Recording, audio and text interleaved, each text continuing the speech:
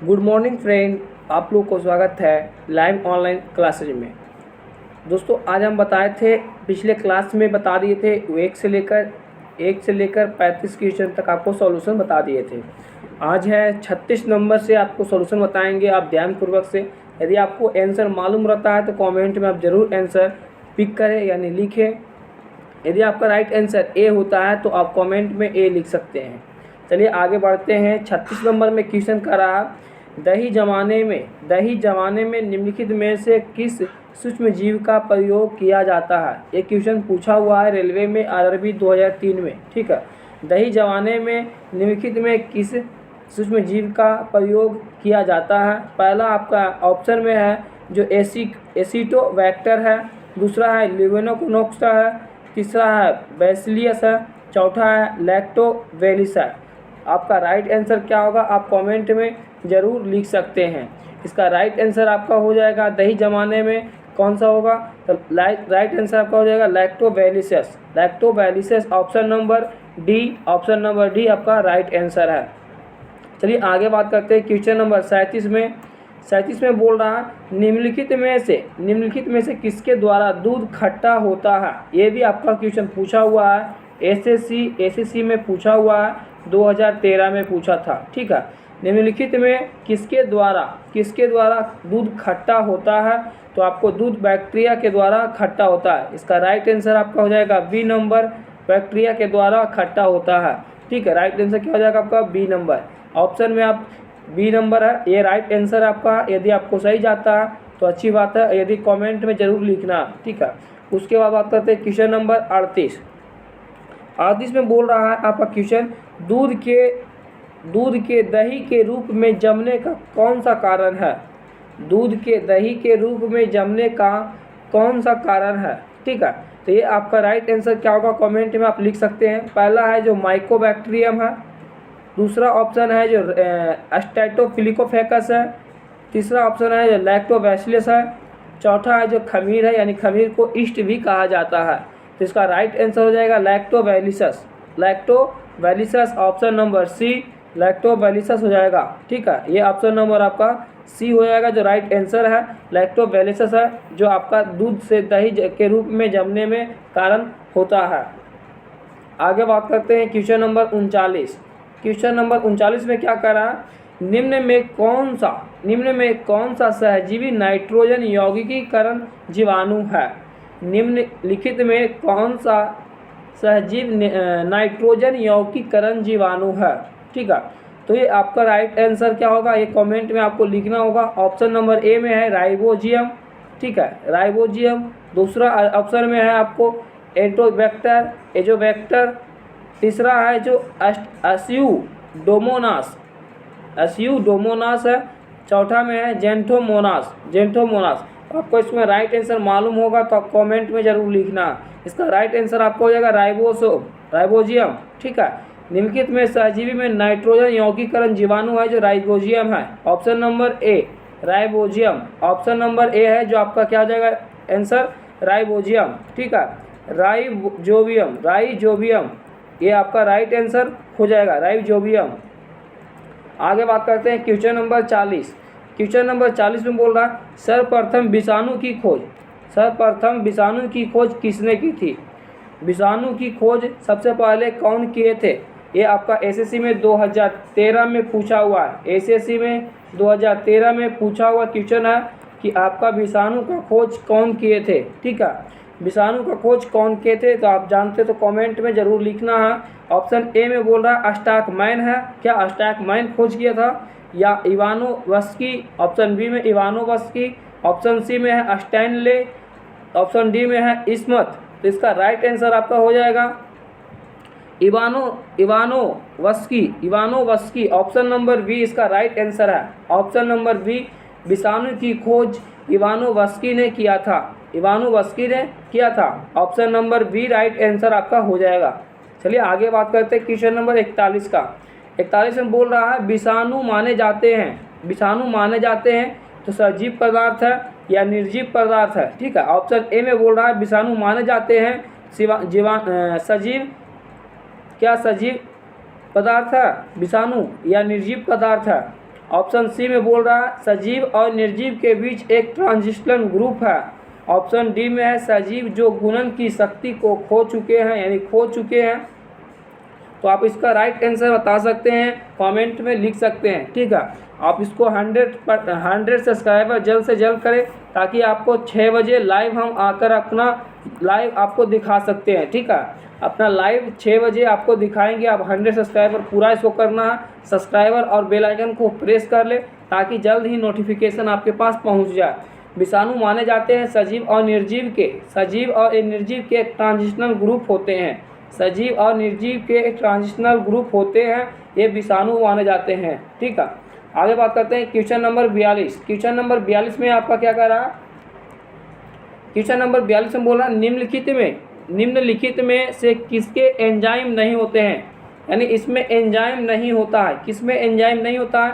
क्या शैवाल में एंजाइम नहीं होता है, या विषाणु में, लाइकेन में, या जीवाणु में? तो इसका राइट आंसर क्या होगा आपको मालूम है तो कमेंट में लिखना है।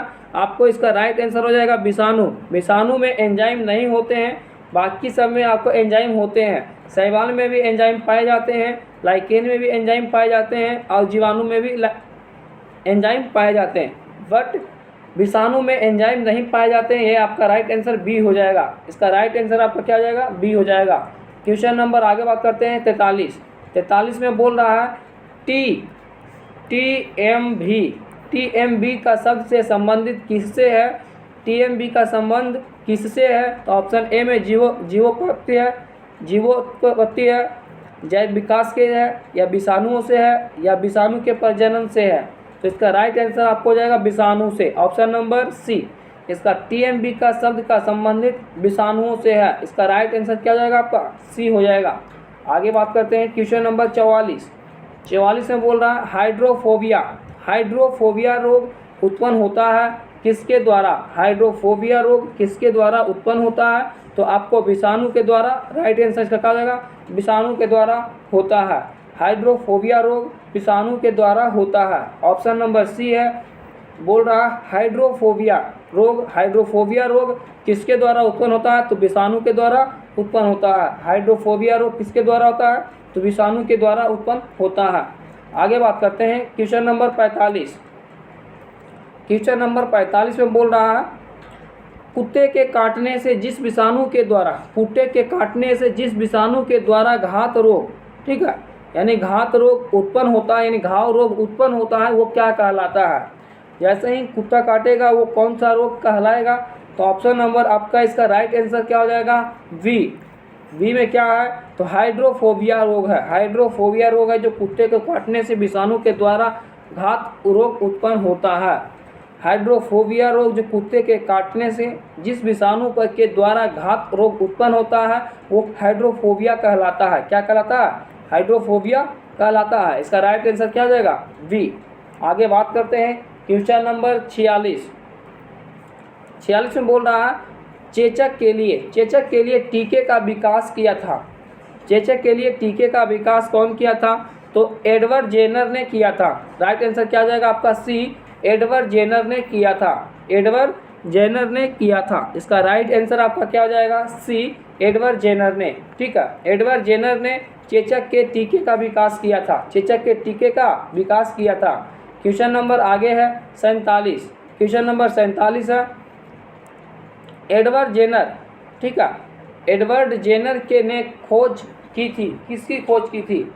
यानी टीबी का टीका का खोज किया था, या एड्स का टीका का खोज किया था, या पोलियो का टीका, या चेचक का टीका। जो सुई देने वाला होता है उसी को हम क्या कहते हैं?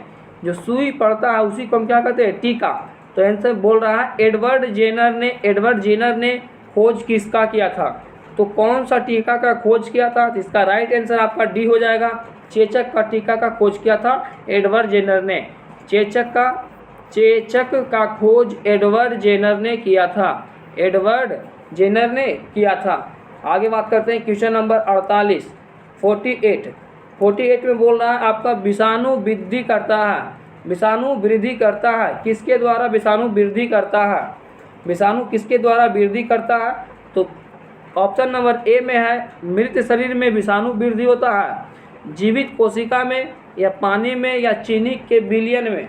इसका राइट आंसर आपको कमेंट में ज़रूर लिखना है। ऑप्शन क्या है इसका राइट आंसर? विषाणु वृद्धि करता है। इसका राइट आंसर हो जाएगा आपका बी, जो हो जाएगा जीवित कोशिका में वृद्धि करता है। जीवित कोशिका में विषाणु वृद्धि करता है। जीवित कोशिका में विषाणु क्या होता है? वृद्धि करता है। आगे बात करते हैं क्वेश्चन नंबर 49। क्वेश्चन नंबर 49 में बोल रहा विषाणु निर्जीव माने जाते हैं क्योंकि, विषाणु निर्जीव माने जाते हैं क्योंकि इनमें परिवर्तन होता है, उत्परिवर्तन होता है। ऑप्शन बी है जो ये क्रिस्टलाइज हो सकते हैं। ऑप्शन सी है ये वृद्धि कर सकते हैं। ऑप्शन डी है ये गुणन कर सकते हैं। तो इसका राइट आंसर हो जाएगा ये क्रिस्टलीय हो सकता है। ठीक है, हो सकते हैं। विषाणु निर्जीव माने जाते हैं क्योंकि ये क्रिस्टलाइज हो सकते हैं, क्रिस्टलाइज हो सकते हैं। इसका राइट आंसर आपका हो जाएगा वी। कमेंट में देखना होगा आपको कौन कौन सा कमेंट में लिख रहे हैं। आगे बात करते हैं क्वेश्चन नंबर 50। क्वेश्चन नंबर 50 में बोल रहा है एंजाइम अनुपस्थिति होते हैं। एंजाइम अनुपस्थिति होते हैं। तो इसका राइट आंसर क्या होगा? कमेंट में जरूर लिख सकते हैं। पहला ऑप्शन है कवक में, ऑप्शन बी विषाणु में, ऑप्शन सी अस्लाइलम में, ऑप्शन डी जीवाणुओं में। इसका राइट आंसर क्या होगा? कमेंट में जरूर लिख सकते हैं। ऑप्शन इसका हो जाएगा बी नंबर, जो विषाणुओं में एंजाइम अनुपस्थित होते हैं। यानी विषाणु है जो एंजाइम में उपस्थित नहीं होता है बल्कि अनुपस्थित होता है। ऑप्शन नंबर बी इसका राइट आंसर है। आगे बात करते हैं क्वेश्चन नंबर 51। 51 में बोल रहा है एड्स का कारण है, यानी एड्स किसके कारण होता है? तो एड्स किसके कारण होता है? तो T4 लिम्फोसाइट्स की कमी से एड्स का बीमारी होता है। T4 लिम्फोसाइट्स की कमी से एड्स का बीमारी होता है। ठीक है, ऑप्शन नंबर आपका राइट आंसर क्या हो जाएगा? बी। इसका राइट आंसर क्या हो जाएगा? बी। आगे बात करते हैं क्वेश्चन नंबर 52 यानी 42। इसका राइट आंसर क्या था? बी था। 52 में बोल रहा है HIV द्वारा होने वाला रोग कौन सा होता है? यानी HIV के द्वारा कौन सा रोग होता है? HIV के द्वारा कौन सा रोग होता है? जो आपको SSC 2000 ईस्वी में पूछा हुआ क्वेश्चन है। SSC 2000 क्वेश्चन पूछा हुआ है 2000 ईस्वी में। SSC में 2000 में क्वेश्चन पूछा हुआ था। आगे हम बात करते हैं क्वेश्चन क्या है। बोल रहा है HIV द्वारा होने वाला रोग कौन सा है? HIV के द्वारा कौन सा रोग होता है? तो ऑप्शन ए है जो क्षय रोग होता है, ऑप्शन बी आतक रोग होता है, ऑप्शन सी कैंसर या ऑप्शन डी एड्स। इसका राइट आंसर क्या हो जाएगा? एड्स का रोग होता है HIV के द्वारा। एड्स का रोग होता है, एड्स का रोग होता है HIV के द्वारा। HIV के द्वारा किसका रोग होता है? HIV के द्वारा एड्स का रोग होता है, जो ऑप्शन नंबर आपका राइट आंसर डी हो जाएगा। राइट आंसर क्या हो जाएगा? डी हो जाएगा। आगे हम बात करते हैं क्वेश्चन नंबर 53। क्वेश्चन नंबर 53 में बोल रहा है एड्स वायरस है। एड्स वायरस है क्या? एड्स वायरस क्या होता है? जो BPSC में क्वेश्चन पूछा हुआ है 1996 में जो एड्स जिस वायरस के कारण होता है वो आनुवंशिक क्या कहता है? एड्स वायरस क्या होता है? तो एड्स वायरस क्या होता है इसके बारे में आपको बताते हैं। इसका राइट आंसर क्या हो जाएगा? एक सूचित RNA में या दूसरा है दोहरी सूचित। ठीक है, इसका दोहरी सूचित RNA में या एक सूची DNA में या दोहरी सूची DNA में। इसका राइट आंसर आपको कमेंट में ज़रूर लिखना होगा। इसका राइट आंसर क्या होगा? इसका राइट आंसर क्या होगा आपको कमेंट में लिखना। इसका राइट आंसर क्या हो जाएगा? ऑप्शन नंबर ए, जो एक सूची RNA में होता है। ठीक है, एक सूची RNA में होता है, यानी एक स्टैंडर्ड RNA में होता है। ठीक है, ऑप्शन नंबर ए आपका राइट आंसर है। एड्स वायरस क्या होता है? एड्स वायरस क्या होता है? तो एक स्टैंडर्ड RNA होता है, यानी एक सूची में RNA में होता है। चलिए आगे बात करते हैं। क्वेश्चन नंबर 53 हो गया। क्वेश्चन नंबर 54 बोल रहा है एड्स का कारण है। एड्स का कारण है, एड्स का क्या कारण है आपको जानना होगा। राइट आंसर पूछा हुआ है UPPCS में पूछा हुआ 1993 में क्वेश्चन पूछा हुआ था कि एड्स का कारण क्या है? एड्स का कारण क्या है? तो एड्स एक क्या है? वायरस है। राइट आंसर क्या हो जाएगा? एड्स एक वायरस है, जो राइट आंसर आपका सी हो जाएगा। ठीक है, आपका राइट आंसर सी हो जाएगा। कमेंट में आप ज़रूर लिखना और दोस्तों तक ज़रूर शेयर करें। हम प्रत्येक दिन यानी प्रत्येक डेली बाई डेली आपको 35 question, daily by daily 35 question आपको मॉर्निंग में 6 बजे पूरा आपको वीडियो आ जाता है। इसको 100 सब्सक्राइबर पूरा करना है, उसके बाद हम आपको लाइव क्वेश्चन लाइव लेकर आएंगे, ठीक है। 100 बाई 100 आपको सब्सक्राइबर पूरा करना होगा। उसके बाद कोशिश करेंगे आपको एक कंप्यूटर का क्लास देने का कोशिश करेंगे, ठीक है। तो चलिए आगे, इसका राइट आंसर क्या था? वायरस था। एड्स का कारण क्या था? वायरस है, जिसको राइट आंसर क्या हो जाएगा? वायरस, यानी राइट आंसर क्या हो जाएगा? आपका सी हो जाएगा। आगे हम बात करते हैं क्वेश्चन नंबर 55, इबोला क्या है? इबोला क्या है? क्वेश्चन नंबर 55 में बोल रहा है इबोला क्या है। क्वेश्चन नंबर 55 में बोल रहा है इबोला क्या है, जो आरआरबी 2003 में पूछा हुआ है, ठीक है। इबोला क्या है? तो इबोला एक वायरस है। इबोला एक क्या है? वायरस है, जो इसका राइट आंसर क्या हो जाएगा? डी। इबोला एक राइट आंसर हो जाएगा डी। इबोला एक वायरस है। आगे हम बात करते हैं क्वेश्चन नंबर 56 में बोल रहा है AIDS फैलता है, यानी जो ये बीमारी है किसके कैसे फैलता है ये आपको बताना होगा। जो आरआरबी में आपको क्वेश्चन पूछा हुआ है, 2003 में क्वेश्चन पूछा हुआ था कि AIDS फैलता है, हाथ मिलाने से फैलता है, या श्वास संपर्क से फैलता है, या तो आपको कीटाणु से फैलता है, या तो शारीरिक संपर्क से फैलता है। तो ये आपका राइट आंसर हो जाएगा शारीरिक संपर्क से AIDS फैलता है। शारीरिक संपर्क से AIDS फैलता है, जो आपका राइट आंसर डी हो जाएगा। आगे हम बात करते हैं क्वेश्चन नंबर 57। क्वेश्चन नंबर 57 में बोल रहा है विषाणु में क्या होता है, जो आपको क्वेश्चन पूछा हुआ है बिहार एसएससी में 2015 में क्वेश्चन पूछा था। विषाणु में क्या होता है? विषाणु में क्या होता है ये आपको राइट आंसर बताना होगा। ऑप्शन नंबर ए है प्रोटीन और लिपिड, प्रोटीन और लिपिड। ऑप्शन बी है न्यूक्लिक एसिड और प्रोटीन, न्यूक्लिक एसिड और प्रोटीन। ऑप्शन सी है जो लिपिड कार्बोहाइड्रेट है, लिपिड कार्बोहाइड्रेट है, या कार्बोहाइड्रेट न्यूक्लिक एसिड है। इसका राइट आंसर हो जाएगा आपका न्यूक्लिक एसिड और प्रोटीन, जो विषाणु में पाया जाता है। विषाणु में क्या होता है? तो न्यूक्लिक एसिड और प्रोटीन होता है। ऑप्शन नंबर बी आपका राइट आंसर है। ऑप्शन नंबर बी इसका राइट आंसर है। आगे बात करते हैं क्वेश्चन नंबर 58।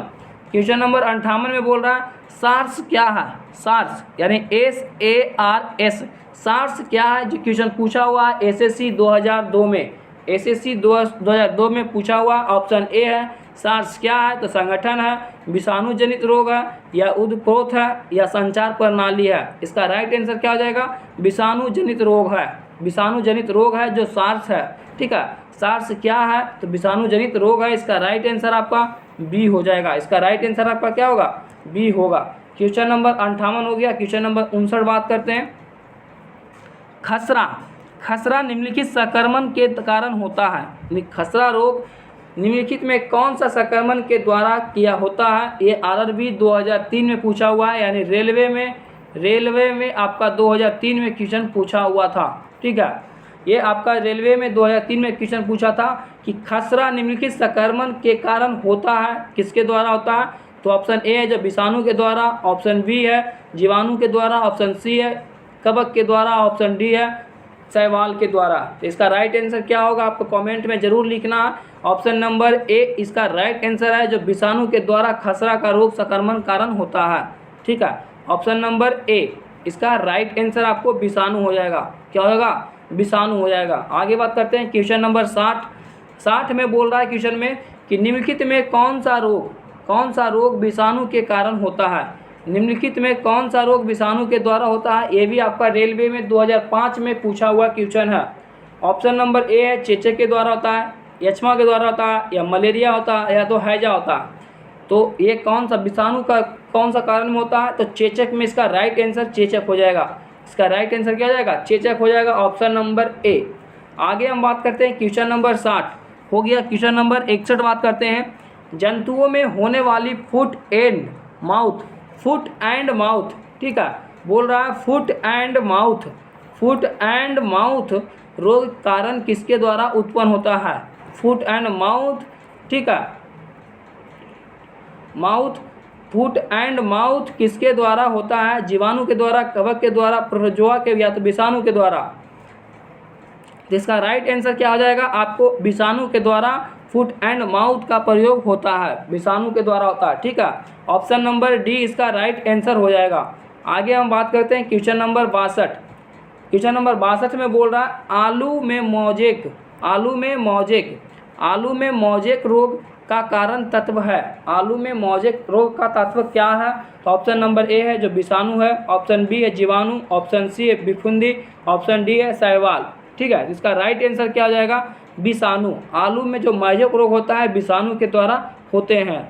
आलू में जो मौजेक रोग होता है किसके द्वारा होता है? विषाणु के द्वारा होता है। ऑप्शन नंबर ए इसका राइट आंसर है। आगे हम बात करते हैं क्वेश्चन नंबर 63 में बोल रहा है शैवाल विज्ञान किसका अध्ययन करता है? शैवाल विज्ञान किसका अध्ययन करता है? तो जैसे ही शैवाल से क्वेश्चन रहेगा तो शैवाल का ही अध्ययन करेगा, थोड़े कि कवक का करेगा, या तो लाइकेन का करेगा, या जीवाणु का करेगा। नहीं, ये शैवाल का ही करेगा। राइट आंसर क्या जाएगा? डी। शैवालों का विज्ञान का अध्ययन क्या आता है? शैवाल का ही अध्ययन करेगा। आगे बात करते हैं क्वेश्चन नंबर 64। क्वेश्चन नंबर आपका 64 में है शैवालों की कोशिका भित्ति किसकी बनी होती है? जो आपका एसएससी में क्वेश्चन पूछा हुआ है 2015 में, बोल रहा है शैवालों की कोशिका भित्ति किसकी बनी होती है? शैवालों में कोशिका भित्ति किसकी बनी होती है? इसका राइट आंसर किसकी होगी? सेलुलोज की होगी। किसकी होगी? सेलुलोज की होगी। ऑप्शन नंबर सी ये इसका आपका राइट आंसर है। जो क्वेश्चन नंबर आपका 64 है जो एसएससी 2015 में पूछा हुआ क्वेश्चन था कि शैवालों में कोशिका भित्ति किसकी बनी होती है? सेलुलोज की बनी होती है। आगे हम बात करते हैं क्वेश्चन नंबर 65। क्वेश्चन नंबर 65 में बोल रहा है हाइड्रा का स्रावित कोशिकाओं में कौन सा सहजीवी शैवाल मिलता है? हाइड्रा में तो ऑप्शन नंबर ए है जो इक्रोला है, ऑप्शन बी है नोस्टक है, ऑप्शन सी है इलोथिस्ट है, ऑप्शन डी है स्पाइरोग्राइड्रा है। इसका राइट आंसर हो जाएगा इक्रेला। इक्रेला है जो हाइड्रा का स्रावी कोशिकाओं में प्रयोग होता है, शैवाल मिलता है। किस में मिलता है? यूक्रेला में मिलता है। ऑप्शन नंबर ए इसका right answer option number A हो जाएगा। आगे हम बात करते हैं क्वेश्चन नंबर 66 में। क्वेश्चन नंबर आपका 66 है सरगासो समुद्र का नाम पड़ा है। किसके नाम से पड़ा है सरगासो का नाम? ठीक है, सरगासो के नाम किसके नाम से पड़ा है? तो शैवालों के कारण हुआ था सरगासो का समुद्र का नाम पड़ा था। किसके द्वारा? शैवालों के द्वारा। ऑप्शन नंबर सी है जो राइट आंसर आपका हो जाएगा। राइट आंसर क्या हो जाएगा? शैवालों के द्वारा। आगे हम बात करते हैं क्वेश्चन नंबर 67। क्वेश्चन नंबर आपका 67 है। 67 बोल रहा है, ध्यान से सुनना है, आपको कमेंट में जरूर लिखना है राइट आंसर क्या होगा। गलगंड रोग से बचा जा सकता है और कुछ समुद्री खरपतवार खाने में से इसका इलाज होता है क्योंकि इनमें प्रचुर मात्रा में होता है। क्या सल्फर होता है, आयोडीन होता है, या कैल्शियम होता है, या फास्फोरस होता है? तो आपको मालूम होगा कि समुद्री खरपतवार में समुद्र में जाएंगे तो सबसे ज़्यादा नमक पाया जाता है। क्या पाया जाता है? नमक पाया जाता है। नमक को ही क्या कहते हैं? आयोडीन कहते हैं। तो इसका राइट आंसर आपको कमेंट में लिखना होगा कि क्या होगा। ऑप्शन आपको मालूम है, ऑप्शन राइट आंसर क्या हो जाएगा? आयोडीन। समुद्र में जाएंगे वहाँ नमक का प्रयोग सबसे ज़्यादा होता है, यानी नमक सबसे ज़्यादा समुद्र में होता है, तो नमक को ही दूसरा नाम आयोडीन कहा जाता है। तो इसका राइट आंसर क्या हो जाएगा? बी। जो समुद्री खरपतवार खाने के इसका इलाज होता है क्योंकि इनमें प्रचुर मात्रा आयोडीन पाया जाता है। क्या पाया जाता है? आयोडीन पाया जाता है। आगे हम बात करते हैं क्वेश्चन नंबर 68 में बोल रहा किस शैवालों से आयोडीन प्राप्ति होती है? किस शैवालों से आयोडीन की प्राप्ति होती है? तो ऑप्शन नंबर ए है एक्टोकार्पस के द्वारा होता है, लैमिनोरिया के होता है, या आयोडीन गोमियम के होता है, या इलोकिनिक्स के होता है। तो ये नहीं आपको मारना होगा, आयोडीनियम नहीं मारना होगा, ठीक है, ओडोगोनियम नहीं मारना होगा, ये आपका गलत आंसर हो जाएगा। इलोनिक्स गलत आंसर हो जाएगा। आपको एक्टोकार्पस भी गलत आंसर है। इसका राइट आंसर हो जाएगा लेमिनेरिया। ठीक है, लेमिनेरिया आयोडीन का प्राप्त शैवालों से होता है। ऑप्शन नंबर बी इसका राइट आंसर हो जाएगा। आगे हम बात करते हैं क्वेश्चन नंबर 69 में बोल रहा है किस शैवाल से आपको 69 में बोल रहा है केल्प प्राप्त होता है। किससे प्राप्त होता है? केल्प प्राप्त होता है। किससे प्राप्त होता है? तो समुद्री शैवालों से केल्प प्राप्त होता है। केल्प प्राप्त होता है समुद्री शैवालों से। इसका राइट आंसर हो जाएगा आपका ए नंबर। समुद्री शैवालों से केल्प प्राप्त होता है। केल्प प्राप्त होता है किसके द्वारा? समुद्री शैवालों से। ऑप्शन नंबर ए इसका राइट आंसर हो जाएगा। आगे हम बात करते हैं क्वेश्चन नंबर 70। क्वेश्चन नंबर 70 में बोल रहा है निम्नलिखित में कौन सा स्वपोषी है। निम्नलिखित में कौन सा स्वपोषी है। ऑप्शन ए है जो तितली है जो स्वपोषी है, शैवाल है जो स्वपोषी है, लाइकेन्स स्वपोषी है, जलीय शैवालों स्वपोषी है। स्वपोषी किसे कहते हैं वो आपको मालूम होगा कि स्वपोषी खुद का भोजन अपने ही बनाता है, ठीक है, वो स्वपोषी होते हैं। परपोषी यानी परपोषी का मतलब दूसरे जीव पर आश्रित होते हैं, उसे परपोषी कहते हैं। तो ये आपका शैवालों का अध्ययन होगा, ठीक है। शैवालों है जो स्वपोषी भोजन बनाता है, यानी शैवाल है जो क्या था, स्वपोषी भोजन बनाता है। इसका राइट आंसर आपका क्या हो जाएगा, बी हो जाएगा। इसका राइट आंसर क्या हो जाएगा, बी हो जाएगा। बोल रहा है निम्नलिखित में कौन सा स्वपोषित है। निम्नलिखित में कौन सा स्वपोषी है, शैवालों है, ठीक है, शैवाल आंसर है। ऑप्शन नंबर क्या हो जाएगा, बी हो जाएगा। आगे हम बात करते हैं क्वेश्चन नंबर 71 में नहीं है, यानी प्रत्येक दिन आपका 35 क्वेश्चन, प्रत्येक दिन आपका 35 क्वेश्चन लाया जाएगा मॉर्निंग में 6 बजे, ठीक है, 6 बजे। ये आपका 100 सब्सक्राइबर पूरा करना होगा तो हम आपको लाइव लेकर आएंगे। हर एक क्लास आपको लाइव लाया जाएगा, ठीक है, लाइव लाया जाएगा। और उसके बाद आपको दोस्तों तक ज़रूर शेयर करें। बायो क्लास का, जीएस का, यानी बायो का, जीएस का, ठीक है, जीके नहीं बोल रहे हैं, आपको जीएस बता रहे हैं कि प्रत्येक दिन आपका 35 क्वेश्चन सॉल्यूशन कराया जाएगा। 35 क्वेश्चन सॉल्यूशन कराया जाएगा। आपको सब्सक्राइब कर ले और बेल आइकन को प्रेस कर ले, दोस्तों तक ज़रूर शेयर करें। आपको मालूम हो जाएगा कि हमको कितना याद है। आप कमेंट में ज़रूर लिखना जो क्वेश्चन का आंसर आप जानते हैं, तो ऑप्शन देखकर आंसर लिखना होगा। चलिए, जय हिंद दोस्तों, इतना ही तक, फिर मिलेंगे नेक्स्ट क्लास में मॉर्निंग में।